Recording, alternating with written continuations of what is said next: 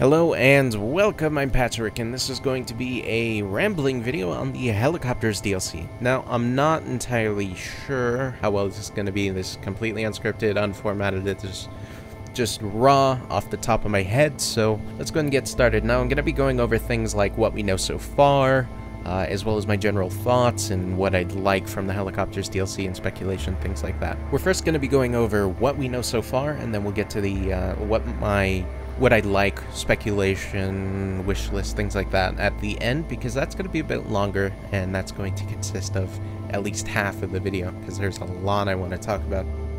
So first off, if you have not read up on this, I suggest you check out the 2014 to 2015 roadmap that Bohemia Interactive released. It's actually a great read. I suggest you read it. It has a lot of interesting information on what their upcoming projects are going to be and things along those lines. Let's go ahead and go over what we know so far.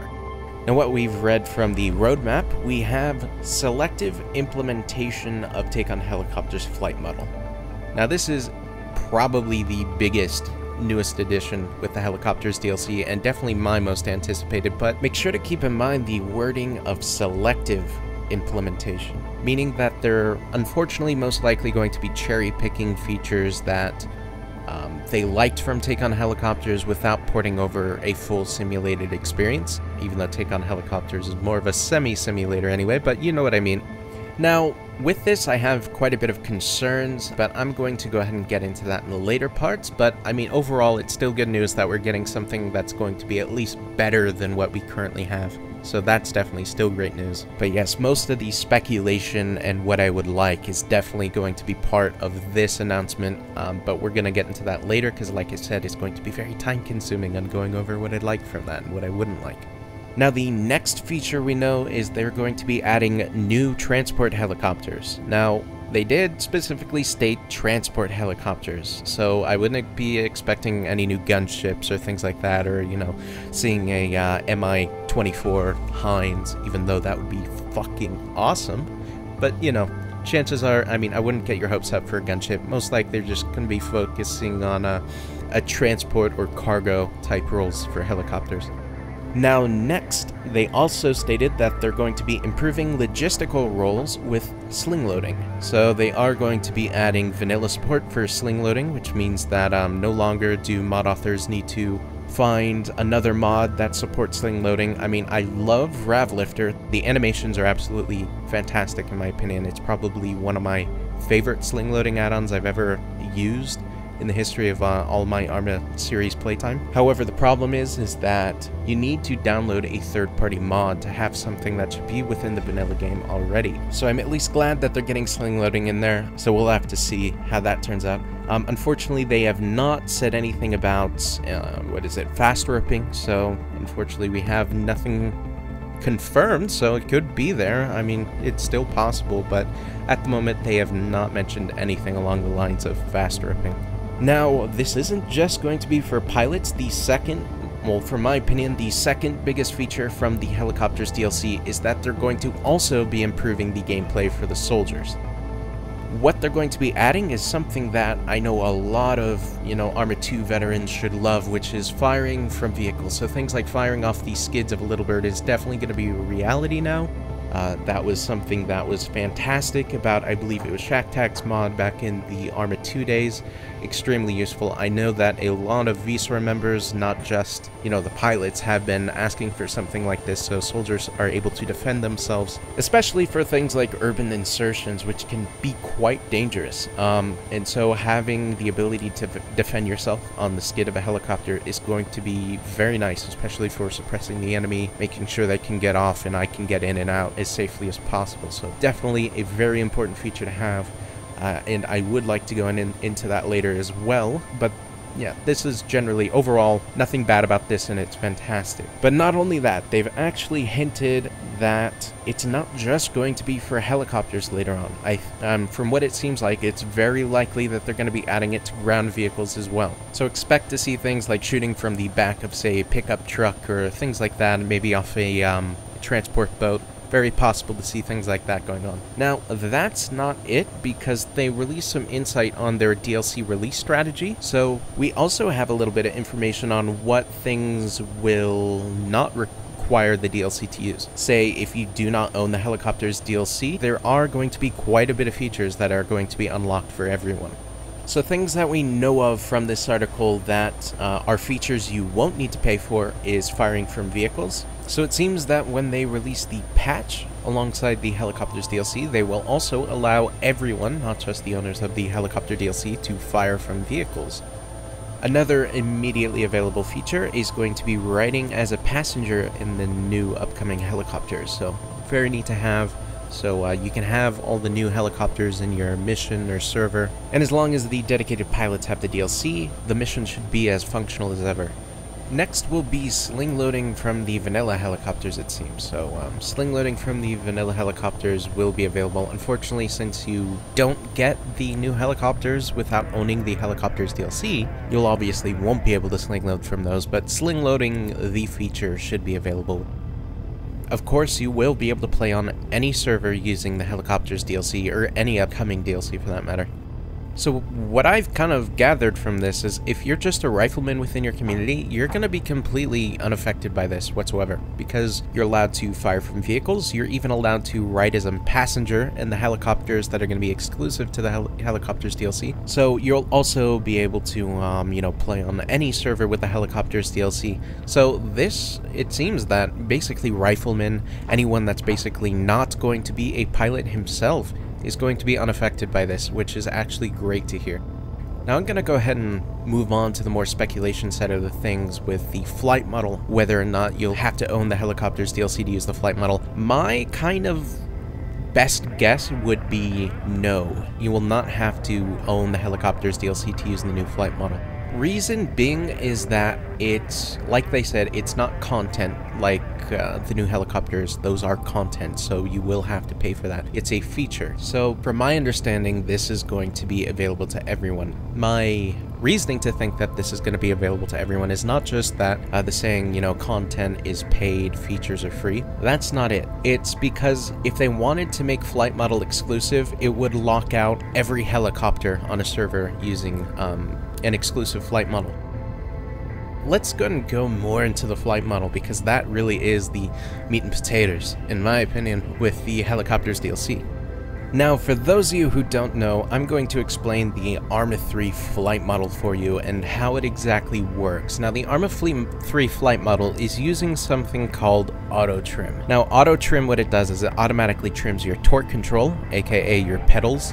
In real life, if you just have your pedal centered, you know, you're not adding any input to the pedals itself, you're going to start spinning. Those pedals are there to counter the torque. Unfortunately, in Arma, it automatically calculates the trim and things like that. Now, that is good for a simplistic flight model. It's very easy. There's no need to counter your torque or anything like that. It's really good, for, especially for keyboard and mouse that doesn't have analog torque input, but it just kind of kills the immersion. I mean, it is so immersive to have to control your torque, especially with different collectives. Like if you use more collective, you're going to have to add a little bit more pedal, you know, or a little bit less if you decrease the torque, or, you know, it's just so much. I don't want to say it enhances the simulation. It does, but that's not what I like about it. What I like about it is it makes the helicopter flying experience more immersive, and that just adds so much to the flight experience. It makes it so much more engaging, more fun, and that's what I want from this. If they just keep the normal Arma 3 auto trim of the torque, I'm going to be upset.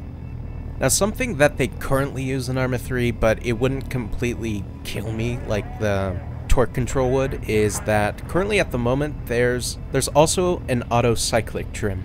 Now, what a cyclic trim would be is that it'll automatically stop the helicopter from drooping in different directions.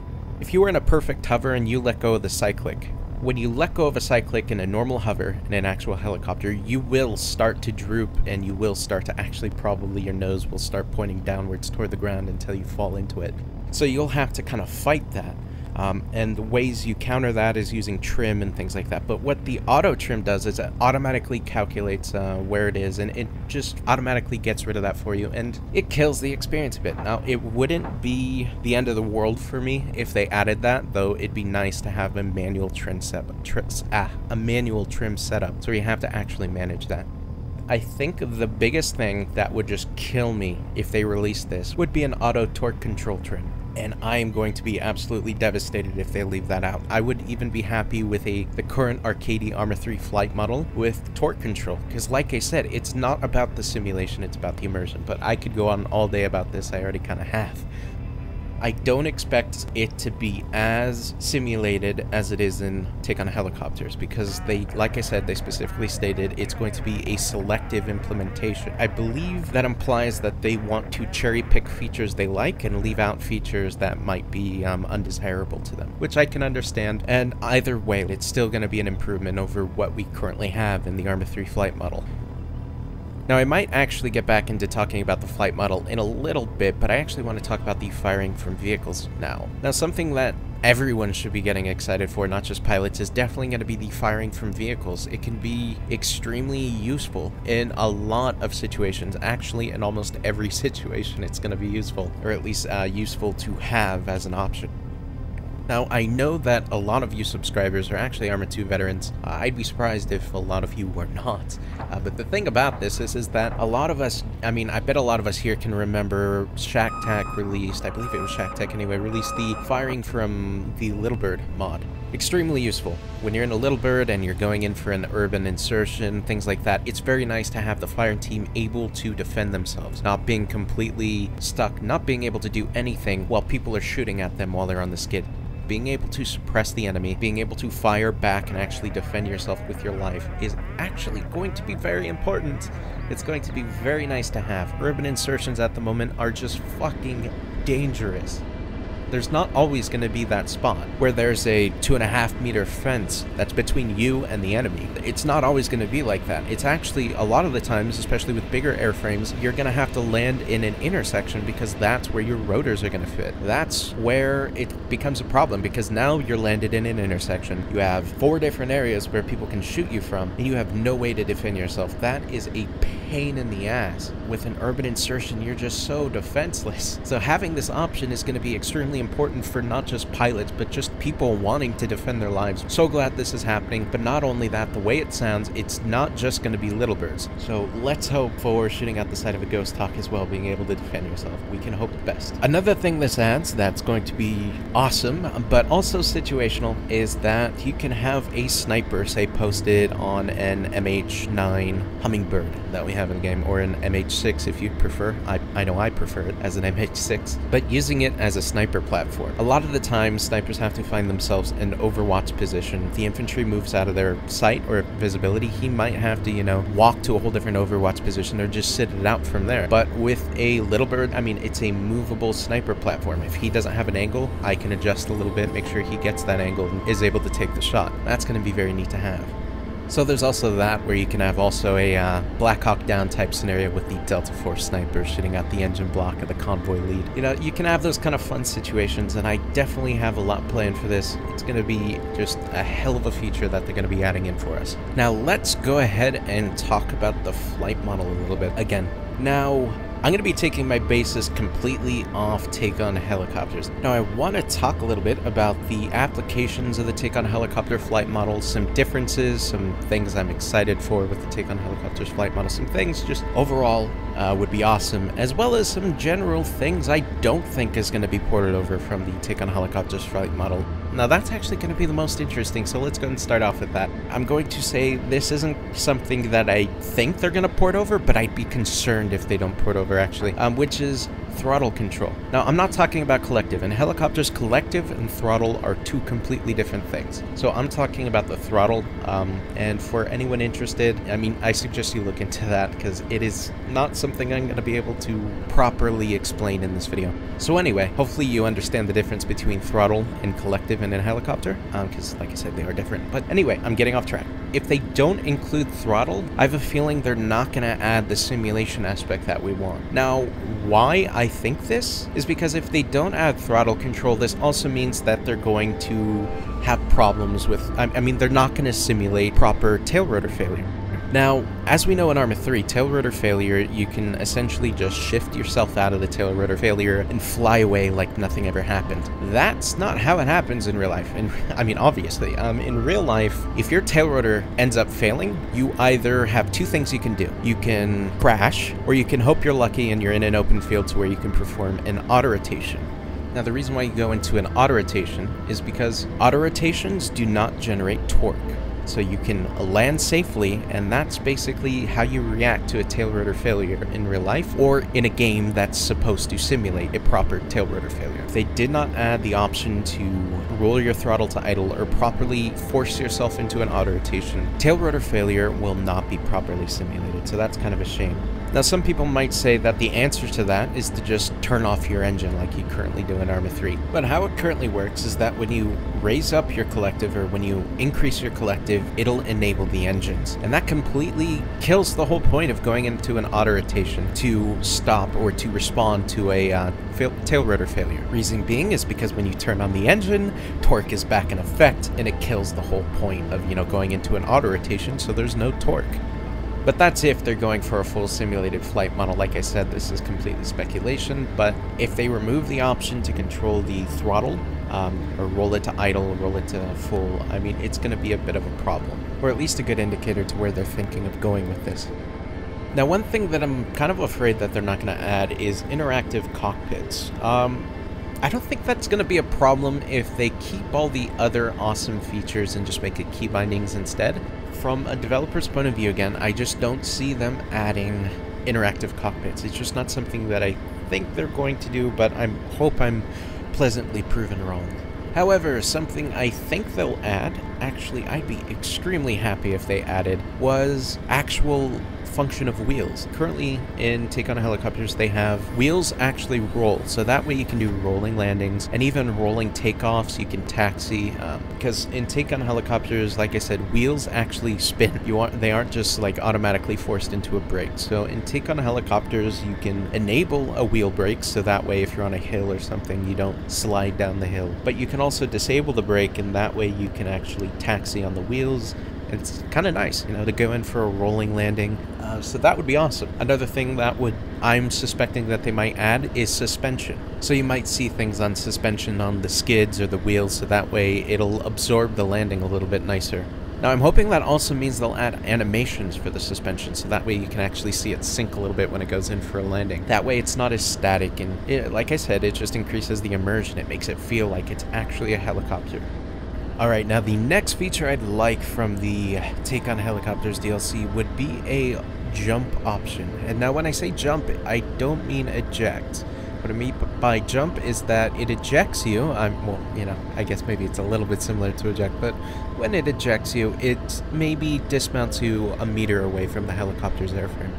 So that way it allows things like rolling insertions. What I mean by rolling insertion is at a safe altitude for jumping, you basically still keep a little bit of forward movement and they just jump off the sides while you're still moving. Rolling insertions are still very possible with things like Wildcats and Little Birds. However, I have unsuccessfully been able to do it in the Ghost Hawk as well as the Half-Moon Black Hawk. Reasons being is that it ejects you maybe a centimeter away from the actual body of the Ghost Hawk or Black Hawk. So what happens is that the troops end up colliding with the body of the helicopter, damages them, and forces them into a ragdoll. So to have a jump option which ends up just ejecting them maybe a meter away from the helicopter itself would be very useful, but not only for rolling insertions, it'd also be extremely useful for, say, going into a hover next to a building. That way they can eject, say, only off the left side, which would also be an awesome feature, is jumping only from the left side or the right side. But anyway, rolling up to a building, hovering right next to it, and then with the jump option,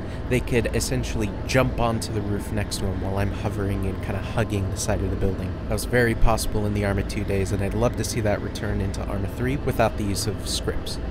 Alright, and now the last topic I want to go over before I we end this video is that what I am most afraid of and most concerned might happen with the Helicopters DLC. Now, what I'm most afraid of is that they're going to assume that a very simulator-heavy flight model is too advanced or difficult for the Arma 3 community base. Now, specifically what I'm concerned about is, for instance, they port over the full take on Helicopters flight model, but then they end up just enabling a permanent auto trim, because, for instance, some people don't have pedals to counter the torque, or some people would have problems enabling a manual trim for their cyclic, so they end up just enabling an auto trim because it's too much to ask for the community members to have pedals or, you know, to use a manual trim or to actually put in the effort to learn how to fly. Now, I think this would be a terrible decision. Now, from them, it might sound like a good perspective because it's a nicer flight model, but everyone can use it. Now, the problem with this is that we already have a flight model that's extremely simple, that everyone can learn, but still has a little bit of that learning curve. And that's the Arma 3 flight model,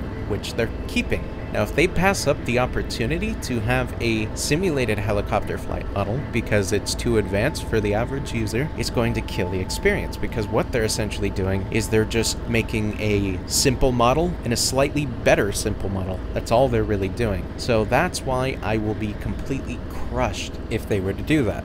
I personally think it would be better for the community if they went with a simple flight model, aka the Arma 3 flight model, and then went for a simulation flight model, which hopefully they're going to be adding in the Helicopters DLC. Thanks for making it to the end of the video, though. I know this was a long one. I probably will not be doing a whole bunch of these in the future, but I just really wanted to get my opinion out there since, I mean, it's me Patchwork. You know me as a helicopter pilot. I mean, it's what I'm interested in, so I did want to voice my opinions on what I thought about this, and finally, glad I got it over with. In the meantime, though, feel free to check out my other videos, but until the next one, I'm Patchwork, and welcome to the war.